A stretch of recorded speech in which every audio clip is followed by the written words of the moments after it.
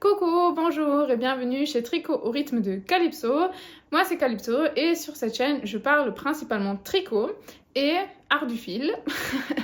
Je suis très contente de vous revoir parce que je n'avais pas publié de vidéo sur cette chaîne pendant l'année 2025.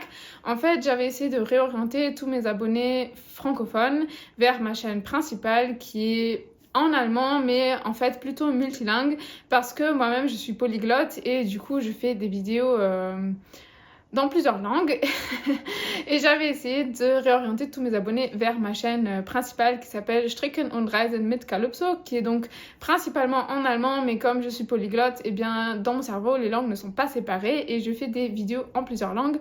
Et voilà. Pendant une longue année d'expérimentation, j'ai dû finalement constater que l'algorithme n'est pas forcément très favorable aux chaîne multilingue. C'est pourquoi j'ai décidé de reséparer toutes les langues et voilà. Donc j'ai créé une chaîne en anglais qui s'appelle Knit and Travel with Calypso, sur laquelle je publie des vidéos toujours autour du tricot, mais en anglais. Je fais aussi beaucoup d'entretiens quand je voyage dans d'autres pays. J'adore interviewer des personnes qui sont fans de tricot comme moi, comme par exemple dans les magasins de laine. Et j'ai fait des vidéos beaucoup à Copenhague, au Danemark, à Tokyo, en Grèce, etc. Donc il y a plein de vidéos très intéressantes sur ma chaîne en anglais. Pour celles et ceux qui regardent aussi des vidéos en anglais, c'est une chaîne que je vais essayer de bien travailler et faire uniquement en anglais. De même pour sa chaîne en français qui restera uniquement en français et ma chaîne principale sur laquelle je me permets de continuer à expérimenter un petit peu et de mélanger un peu les langues parce que tout simplement mes chaînes YouTube sont censées aussi un petit peu me représenter et dans ma tête les langues ne sont pas séparées, donc voilà, c'est comme ça, c'est la vie, il faut composer avec ce qu'on a et je suis très contente de vous revoir. J'avais fait quelques petites mises à jour en français mais que j'avais donc publiées sur ma chaîne principale et je n'étais pas passée par ici.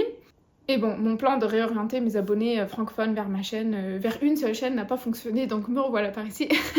Et je vais essayer de faire des vidéos un peu plus régulièrement ici pour vous montrer ce que je fais.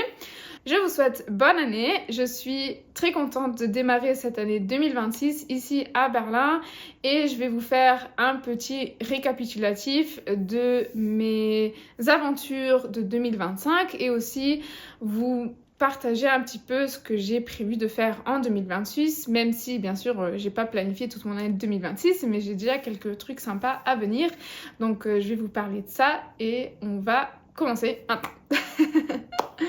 En 2025, j'ai beaucoup voyagé. J'ai notamment commencé mon année 2025 au Mexique parce que je suis mexicaine, allemande et française aussi. Et donc j'ai eu la chance de passer l'hiver dernier au Mexique. Cette année, je suis à Berlin et il fait froid, il a beaucoup neigé. Mais aujourd'hui, finalement, il y a un petit peu de soleil et je me suis prise un peu tard avec la vidéo. C'est pour ça que maintenant, j'ai un petit peu le soleil en pleine face. J'espère que ça ne vous dérange pas trop et que vous verrez quand même très bien mes beaux tricots. J'ai donc commencé l'année 2025 par ce modèle que je porte ici en dessous. Ce modèle, c'est le top Maracuya. J'en ai donc fait un patron qui est sorti l'année dernière en 2025. Je suis super contente de ce patron, il me plaît beaucoup. Il a un super joli motif ajouré dans le dos. Et voilà, j'aime beaucoup ce patron. Et j'adore porter ce genre de top. J'ai plusieurs tops d'été que j'ai tricoté avec la même construction, donc du haut vers le bas. Et je vais vous mettre plein de photos ici pour que vous puissiez un petit peu voir à quoi ça ressemble. Je vous invite à suivre aussi mon profil Instagram et à aller jeter un coup d'œil sur Ravelry et sur mon site web pour voir tous les patrons que j'ai disponibles. Donc ce patron, il fait partie d'une petite collection qui s'appelle Fruity Summer Top Collection. Donc il y a deux autres patrons qui font partie de cette collection. Il y a le top cerise et le top lemon et ce top maracuya. Donc j'ai un petit peu été inspirée par les fruits parce que j'aime beaucoup manger les fruits et parce que voilà, c'est tout. Ça me faisait plaisir et je me sentais joyeuse en pensant aux fruits, aux couleurs, et j'ai essayé de recréer un petit peu l'image que me donnent ces fruits dans mes patrons et surtout dans le motif ajouré que j'ai choisi ou développé pour chacun de ces patrons. Donc je vous invite à aller regarder mes tops d'été. Ensuite, j'ai fait un second top l'année dernière, sauf que je vais à peine publier, ou je viens à peine, je sais pas quand est-ce que je vais publier cette vidéo, mais je ne vais certainement pas tarder et j'espère que d'ici à ce que je publie cette vidéo, eh bien ce nouveau patron sera aussi sorti. C'est un patron que j'ai aussi terminé l'année dernière, sauf qu'il me manquait quelques détails et du coup je vais à peine le publier, ou je viens à peine de le publier il y a quelques jours. Et il s'agit donc, on va arrêter avec le suspense, du top Flower Rain. C'est un top aussi avec beaucoup de dentelle de ce côté, donc du côté du dos, sauf qu'en fait ce top il est réversible, donc il est possible de le porter dans ce sens-là ou dans ce sens-là. Donc ça c'est super, je vous insérerai des petites photos, donc en fonction peut-être de votre humeur ou du rendez-vous que vous avez prévu, si vous voulez être un petit peu plus discrète peut-être, le top est plus adapté dans ce sens-là. Et si vous voulez peut-être être un petit peu plus coquette, et bien le top est plus adapté dans ce sens-là. Et ce top fait partie d'un ensemble, c'est-à-dire de l'ensemble avec le cardigan Flower Rain que j'avais déjà publié, il me semble, en 2024. Et c'est un super beau cardigan avec le même motif ajouré sur tout le dos et devant. Donc c'est le cardigan que je portais maintenant en fait, que j'ai enlevé. Et j'adore beaucoup ce cardigan, donc les deux vont très très bien ensemble, le top et le cardigan. Je vais vous mettre quelques petites photos ici pour que vous puissiez voir à quoi ça ressemble ensemble. Donc voilà, je suis très très contente de cet ensemble que j'ai créé 2024-2025 et j'espère que ça va vous plaire. J'ai fini de tricoter ce top étant à Berlin l'année dernière, je pense que c'était au printemps-été, donc je suis très contente de cela. Et ensuite j'ai passé, je pense, presque tout l'été à Berlin, parce qu'en fait j'habite à Berlin et j'aime beaucoup voyager. Et j'avoue qu'en fait, en 2025, j'ai pas tricoté des masses. Et je suis assez contente de ne pas avoir tricoté des masses parce que... petite poussière qui vole. Parce que j'essaye de tricoter de manière un petit peu plus consciente et ça ne m'intéresse pas trop de vous présenter tous les 15 jours 2 nouveaux pulls ou 3 nouveaux tops ou 5 nouvelles paires de chaussettes. C'est pas trop l'idée qui me motive dans le tricot, parce que j'essaie de tricoter d'une manière un petit peu plus consciente. En fait, je fais du tricot depuis bientôt 25 ans, donc mon armoire en fait est déjà hyper plein. J'ai beaucoup de vêtements et je porte des vêtements tricotés tous les jours. Et j'ai tellement de vêtements tricotés en fait que je peux faire du layering tous les jours avec tous mes tricots et je ne fais que porter mes tricots. Et aussi des vêtements faits à la main, brodés au Mexique, parce que j'aime beaucoup porter des vêtements traditionnels mexicains. Et j'ai aussi des vidéos sur les vêtements traditionnels mexicains où je fais des entretiens avec des artisanes mexicaines au Mexique. Donc ces vidéos sont en allemand, français, espagnol. C'est un petit peu mélangé parce qu'en fait l'année dernière j'ai voyagé au Mexique avec une copine française. Du coup ces vidéos-là en fait elles sont un petit peu trilingues au final. Et si ça vous intéresse donc de connaître un petit peu l'artisanat mexicain, les vêtements traditionnels mexicains, je vous invite à aller faire un tour sur ma chaîne principale pour voir ces entretiens qui sont vraiment très intéressants et vous y trouverez de très très belles choses. En 2025, j'avais donc décidé de ne pas racheter de nouvelles laines, ou en tout cas d'éviter de racheter de nouvelles laines le plus possible. Je suis pas trop du genre à faire des achats impulsifs parce que ça me stresse d'avoir un très gros stash ou une très grande réserve de laine. En fait, j'ai pas beaucoup de laine en réserve, j'ai un petit peu de laine dans cette vitrine, mais je pense avoir de la laine pour peut-être 5 ou 6 projets. Là, en ce moment, j'en ai un petit peu plus parce qu'en fait, j'ai fait un voyage au Japon et je vais vous en parler tout de suite. Et là, bien sûr, j'ai fait une exception, j'ai acheté de la laine. Et aussi, j'ai plusieurs designs prévus en 2026. Donc forcément, j'ai de la laine pour ces designs-là. Mais ça aussi, je vais vous en parler tout de suite.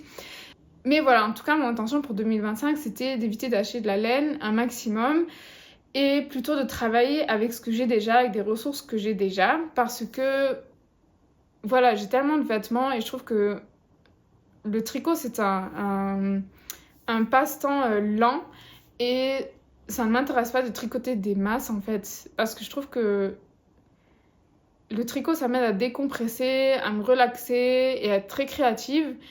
Et pour être vraiment créatif et au final avoir un bon résultat, un résultat qui est adapté à ma morphologie et aussi un résultat qui fonctionne bien, c'est-à-dire où le fil et les motifs et la construction du vêtement se marient bien. Pour atteindre ça, je trouve qu'il faut vraiment prendre du temps aussi. Donc tout bon travail demande du temps à mon avis. C'est pourquoi voilà, j'ai pris mon temps et j'ai pas tricoté des masses. Continuons avec ce que j'ai fait tout de même. Ensuite, j'ai tricoté ce pull-là. Donc en fait, j'ai que tricoté 2 grands pulls parce que celui-là, j'ai déjà tricoté en 2024. Et ensuite, j'ai tricoté ce pull, c'est le Charlie Pullover Charlie. Je vais vous mettre toutes les informations en bas dans la box d'infos. C'est un super beau pull que j'aime beaucoup porter. Il est très pratique, il est super élégant et j'aime beaucoup ce col qui est quand même assez flashy. Donc ça c'est la partie la plus intéressante en fait de ce design parce qu'à part ça c'est un design assez classique et simple.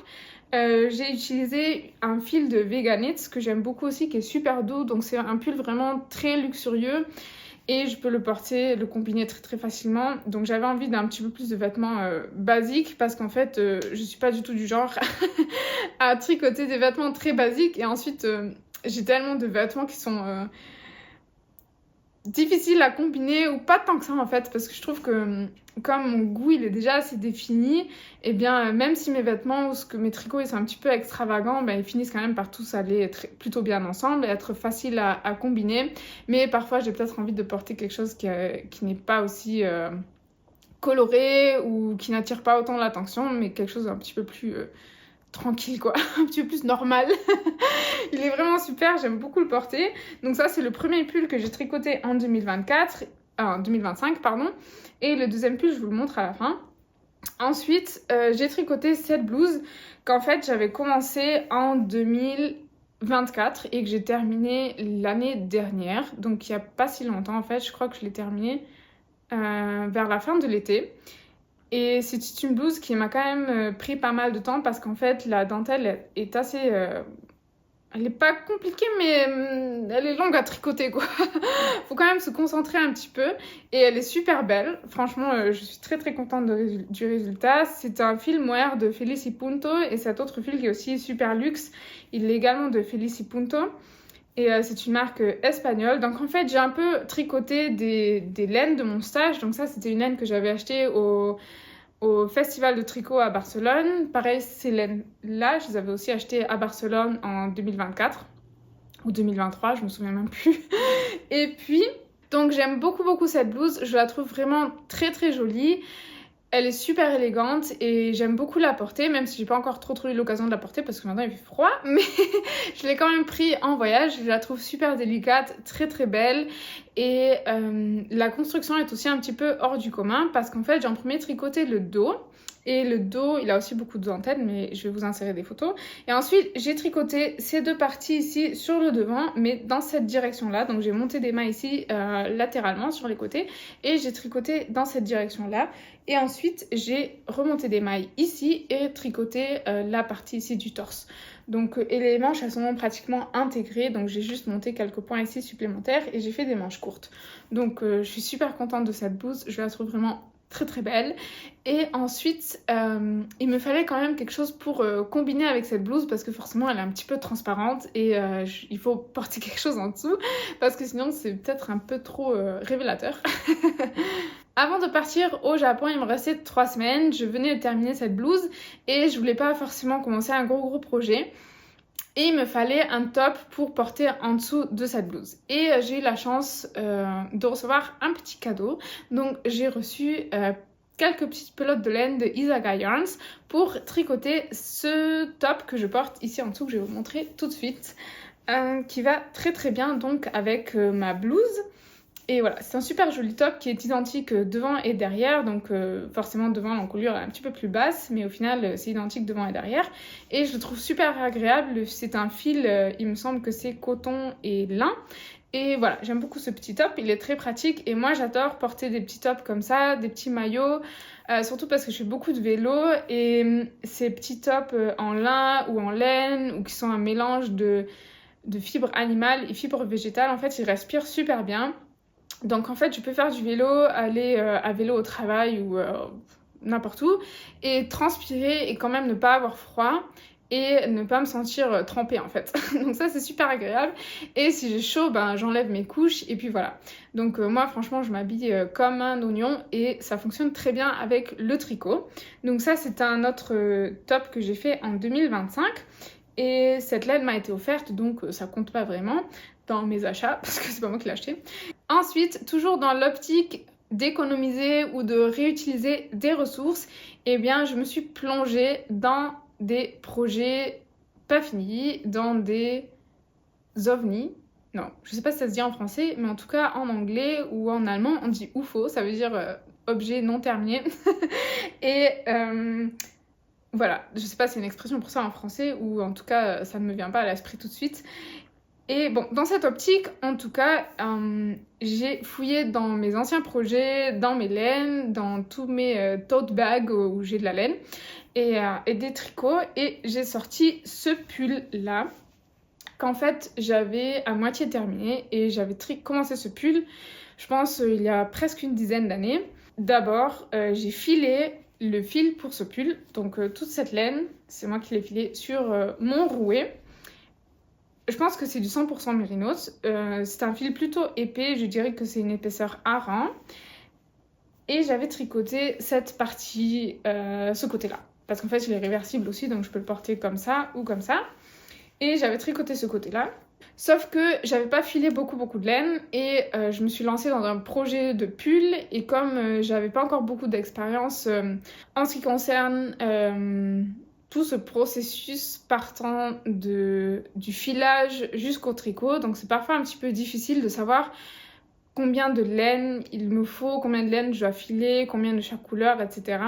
pour terminer un pull. Donc ça demande un petit peu d'expérience forcément, comme tout. Et à ce moment-là, j'avais pas encore trop d'expérience avec le filage. Et donc c'était un petit peu difficile pour moi d'estimer combien de laine est-ce que je dois filer pour avoir suffisamment de fil pour un pull. Ça paraît bizarre, mais dit comme ça, mais en fait c'est pas si facile que ça. Bref, j'avais pas assez de laine, et au final j'ai filé cette laine, ce fil marron que je suis venue ajouter donc plus tard. Et quand j'avais pas beaucoup de fil, en fait je l'avais calculé un peu trop petit. Donc ce que j'ai fait en fait après, c'est d'ajouter des parties ici sous le bras, donc toute cette partie-ci en marron. J'ai tricoté tout le fil, j'ai filé tout le fil marron pour avoir plus de fil en tout. Et voilà. Donc cette année, enfin l'année dernière, j'ai tricoté donc ce côté-là. J'ai joint le devant et le dos avec cette partie ici au milieu pour ajouter quelques centimètres, parce que sinon je pense qu'il aurait été, il serait trop petit tout simplement. Et ça serait dommage. Parce que je trouve ça dommage en fait de tricoter quelque chose et après, et j'ai encore une autre histoire comme ça. Quand on économise du fil, en fait c'est pas une bonne idée d'essayer d'économiser du fil en tricotant une taille plus petite, parce qu'en fait après si le vêtement il est trop petit, on va tout simplement pas le porter, et au final c'est tout du gâchis. Donc la laine est du gâchis et le temps. C'est pourquoi il vaut mieux prévoir plus de laine et tricoter une taille plus grande, ou peut-être faire un pull cropped, donc le tricoter du haut vers le bas. Et peut-être que ça se voit un petit peu, mais à l'époque j'étais pas encore trop douée avec le color work. Donc ici on voit un petit peu que la tension de mon fil elle était pas top. Et c'est aussi un motif un petit peu compliqué à faire, parce que du coup il faut tisser les fils à l'arrière, parce que du coup forcément les fils ici ils sont trop longs, et je l'ai pas très bien fait, donc on voit très bien ici que c'est pas très régulier. Tandis que de l'autre côté, c'est-à-dire le côté que j'ai tricoté l'année dernière, c'est plutôt régulier et bien fait, parce que maintenant j'ai un petit peu plus d'expérience et de pratique dans le color work. Donc je suis super contente de ce pull, il tient super chaud, je trouve qu'il est super rigolo et j'aime beaucoup le porter, il est chaud, il est pratique. Ouais, c'est quand même un pull assez unique, disons. Et comme il est réversible, je trouve ça super chouette aussi. Et ici, il y a des petites torsades aussi qui sont un petit peu discrètes, mais on voit des petites torsades ici aussi dans le orange. Et oui, donc l'orange c'est pas forcément ma couleur préférée, en fait je sais pas du tout ce qui m'a pris à l'époque de combiner ces couleurs là. En fait je trouve qu'elles vont très bien ensemble, mais c'est quand même un pull assez unique. Je vais donc passer à mon projet de upcycling que j'ai fait l'été dernier. J'avais donc plusieurs tops que je ne portais pas parce que je les avais tricotés il y a très très longtemps et j'avais très peu de fil, donc j'ai fait exactement l'erreur que je viens de vous dire. J'avais très peu de fil, donc j'ai économisé au mauvais endroit, c'est-à-dire au niveau de l'emmanchure, et comme vous pouvez le voir, j'ai des épaules assez larges. Et je suis assez sportive, donc ça rentrait pas en fait. L'emmanchure était trop étroite et c'était pas confortable et je pouvais pas le porter. Parce qu'en fait, j'avais tricoté une espèce de cardigan avec des jolies manches flottantes. Et j'avais aussi tricoté ce top. Et donc au final, ce que j'ai fait, c'était de couper au milieu, ici, le cardigan. J'ai gardé la partie inférieure, donc j'ai découpé au milieu. Et j'ai réutilisé ce top parce qu'en fait, je me suis dit, ah, les couleurs elles vont plutôt bien ensemble. Et ça, c'est de la soie et ça, c'est de l'alpaga, il me semble. J'ai décidé donc de recombiner ces deux vêtements, donc la partie inférieure du cardigan et ce top, parce qu'en fait, ce top, pareil, j'avais pas beaucoup de fil et du coup, il était un tout petit peu trop court. Donc en fait, je le portais pas parce que je pouvais pas lever les bras. Parce que si je levais les bras, ben, c'était un petit peu révélateur. Et du coup, je le portais pas, même si j'aime bien porter ce genre de top en été, c'est sympa. C'est confortable quand il fait chaud. Bref, j'ai décidé de combiner ces deux anciens vêtements, d'en faire un seul vêtement. Et maintenant, j'aime bien le porter parce qu'en plus, j'ai donc détricoté les manches et toute la partie du haut, ou presque toute la partie du haut du cardigan. Et j'en ai fait une espèce de petit châle. Voilà le résultat de mon projet de upcycling. Et à toutes les poussières qui volent ici, surtout avec le soleil, ben ça se voit, désolée. Et comme j'ai détricoté toute la partie du haut et les manches, eh bien j'ai pris une très grosse aiguille avec le fil que j'ai du coup regagné. J'ai pris une grosse aiguille et j'ai tricoté cette petite espèce de châle que je peux porter du coup si j'ai un petit peu froid au niveau du dos, des épaules. Et du coup comme ça va très bien ensemble. Et je suis très contente de ce projet de upcycling qui ne termine pas ici parce qu'en fait, il me restait une partie du motif en dentelle avec les torsades. Un petit morceau comme ça de tricot tout simplement que je voulais pas défaire parce que ça ne valait pas la peine. En fait, c'était très peu de fil et voilà, ça aurait été un petit peu dommage quand même de tout détricoter parce que c'était quand même pas mal de travail de tricoter ce motif. Donc en fait, je suis allée à un magasin, j'ai fait une fripe. J'ai trouvé ce t-shirt que j'ai trouvé plutôt sympa au niveau de la couleur. Et donc j'ai acheté ce t-shirt en fripe et j'ai recousu de petits morceaux de tricot qui me restaient sur ce t-shirt. Donc en fait, si jamais il m'arrive de vouloir porter un t-shirt normal, eh bien je peux porter un t-shirt normal, mais j'ai quand même un petit peu de tricot sur moi. Donc ça c'est très sympa parce qu'en fait je porte tout le temps mes tricots et j'en suis très contente. Mais parfois ça peut être sympa de juste porter un t-shirt un peu plus normal, même si, bon, je présente quand même du tricot. Ma vidéo sur mon projet de upcycling est disponible aussi sur ma chaîne en allemand. Toutes mes vidéos ont des sous-titres, donc la vidéo est en allemand, mais vous pouvez la regarder avec des sous-titres en français ou en anglais. Et voir un petit peu aussi le paysage berlinois, si ça vous intéresse. Ça peut être sympa. Et d'accompagner aussi un petit peu ce processus d'upcycling. Parce que j'ai fait un tutoriel, en fait, je montre vraiment comment je découpe mon tricot, comment je relève les mailles, comment je recoue les morceaux ensemble, etc. Donc ça peut être intéressant, peut-être pour se lancer dans une aventure d'upcycling, parce qu'on n'ose pas forcément toujours changer, modifier les vêtements qu'on a déjà tricotés, parce que forcément on est un petit peu attaché, parce qu'on a investi du temps. Et donc j'en suis la meilleure preuve, parce que ces vêtements-là, je les avais déjà depuis très longtemps, et je savais pas trop quoi en faire, mais en même temps je les portais pas. Et au final, comme je me suis un peu défendue d'acheter de la laine en 2025, ça m'a obligée un petit peu à enclencher ma créativité et imaginer des nouvelles méthodes et juste un petit peu faire quelque chose de différent et pas juste tricoter du jersey en droit, en rond, mais plutôt essayer de réimaginer ma pratique du tricot. Désolée pour les petits changements de lumière au cours de cette vidéo, mais bon, on fait avec ce qu'on a, avec le temps qu'on a, et voilà. Passons donc à l'automne. À l'automne, j'ai tricoté une paire de chaussettes parce qu'en fait, j'ai fait un super voyage au Japon. Je trouve que les chaussettes sont le projet le plus pratique quand on voyage parce que les chaussettes sont très petites, donc faciles à emporter. et je sais les tricoter par cœur, donc voilà. Et le voyage m'oblige à les terminer parce que je suis pas une immense tricoteuse de chaussettes. Ce sont des chaussettes que j'ai tricotées avec un Tsababal de Shopper, que je trouve donc super belle. Et au Japon, j'ai fait plein de vidéos qui vont encore sortir sur ma chaîne principale en allemand. Mais surtout, j'ai fait 2 vidéos, 2 guides pour tricoteurs et tricoteuses qui veulent faire tous les magasins de laine au Japon, parce qu'en fait, j'ai fait tous les magasins de laine à Tokyo, j'en ai fait 8, et à Kyoto, j'en ai fait 5, donc je pense tous les avoir fait.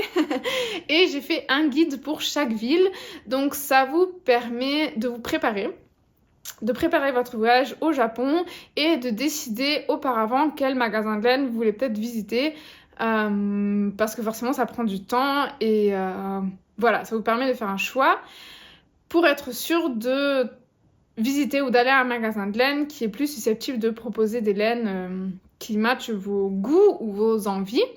Donc j'ai fait 2 guides, un guide pour Tokyo et un guide pour Kyoto, que je vous invite à aller regarder sur ma chaîne en anglais. Franchement, ces guides, ils sont super et je trouve que c'est très intéressant. Pas uniquement si vous préparez un voyage au Japon, mais aussi tout simplement si vous vous intéressez au tricot en général, parce que c'est toujours très intéressant de découvrir des nouvelles traditions de tricot, et dans chaque pays, il y a des traditions de tricot différentes. Donc voilà, et le tricot au Japon, c'est vraiment très spécial, et ça vaut la peine d'aller regarder et peut-être un petit peu d'élargir son horizon et de connaître de nouvelles choses. Voilà, le dernier projet que j'ai terminé, donc on arrive bientôt à la fin, c'est ce pull-ci. C'est un pull que j'ai tricoté fin 2025 et que j'ai terminé la semaine dernière. En fait, c'est un challenge que j'ai fait ensemble avec mon ami préféré tricoteur. C'est un ami à moi qui a appris à tricoter en 2025. Et voilà, donc on s'est dit qu'on allait faire un challenge ensemble et tricoter chacun un pull avec la même construction. Donc l'année dernière, je me suis pas mal intéressée au pull avec une construction en épaule marteau. Donc ce pull, il a une épaule marteau. Pareil, celui-là, il a aussi une épaule marteau, mais construit d'une manière différente. Cette laine grise, je l'avais déjà, c'était un reste. Et cette laine bleue et violette, ça c'est la même laine. Et la laine grise, c'est une laine différente. Donc les laines colorées, c'est Tante Grün qui me les a offertes. Tante Grün est la propriétaire du magasin de laine Tante Grün à Copenhague, donc que j'ai interviewé, et elle m'a offert ces 2 pelotes de laine. Ce qui m'a permis de terminer ou de finir d'utiliser ce fil gris et d'en faire un très très beau pull. Je viens de bloquer ce pull en fait il y a 2-3 jours. Je l'ai déjà porté au festival de laine à Berlin le week-end dernier. Je l'avais terminé la veille du festival de laine à Berlin, donc je l'avais pas encore bloqué le jour du festival. Le jour du festival, j'ai fait plusieurs interviews, j'ai fait vraiment un petit peu un rapport du festival de laine à Berlin, donc ça c'était super chouette. La vidéo est déjà disponible sur ma chaîne en allemand, donc toutes mes vidéos sont sous-titrées.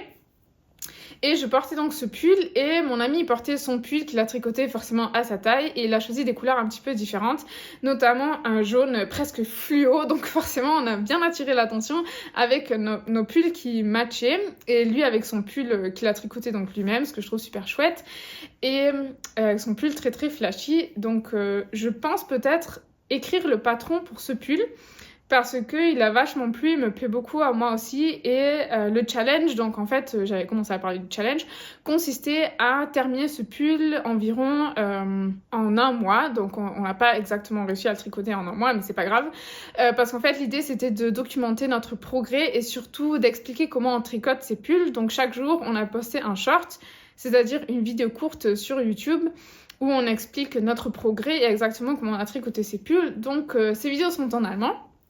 Mais si vous êtes très impatient et vous ne voulez pas attendre le patron, qui sortira donc pour l'hiver prochain en allemand, en français et en anglais, et ben vous pouvez aller regarder cette playlist. Si vous la regardez chronologiquement, un short après l'autre, et ben pour les personnes qui sont un petit peu plus douées, peut-être vous réussirez déjà à tricoter ce pull, parce qu'on explique exactement comment le tricoter et on donne aussi le nombre de mailles, etc. Et j'explique aussi les techniques. J'ai fait quelques tutoriels aussi, donc ça aide beaucoup si vous êtes très impatient de tricoter ce pull d'ores et déjà.